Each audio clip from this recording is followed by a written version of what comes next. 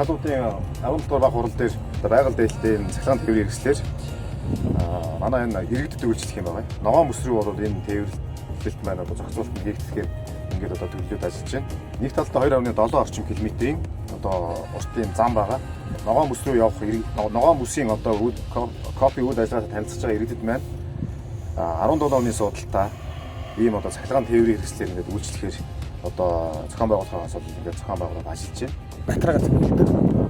Тэгэхээр нэг байгальд ямар ч бензин шатхууны хэрэглээд байхгүй. Замын нөхцөл байдлаас шалтгаалаад хамгийн дээд нь 40 км хүртэл хурддаг. Тэгэхээр энэ ард иргэдэд ингээд үзэх одоо энэ дэлхийн том уулзалтанд энэ олон улсын уулзалтыг ногоон бүс буюу Монгол улсын ард иргэдэд зориулсан үзье гэсэн сонирхсан хүний амтэр бүх ард иргэдэд нээлттэй.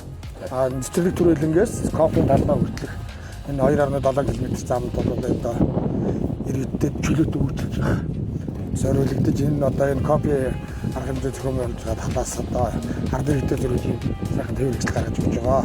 Тэр хүн хэд хурдлах юм уу эсвэл санамсргүй байдлаар хөвч явахдаг аюулгүй бүстэй учраас ард иргэдэд аюулгүй тээвэр хийхэд бол зориулагдсан. Дээрээс нь бид нэг тодорхой хэмжээний цахилгаан энэ тээврийн хэрэгслээ сургалтанд суулгаад бүх жолооч нарыг болон одоо тусгай тийм дадлагжуулаад тэгээд энд бас энэ тээврийн хэрэгслээ барих юм их алгаад тэгээд энэ юуны энэ тээврийг залаад хэрэгтэй.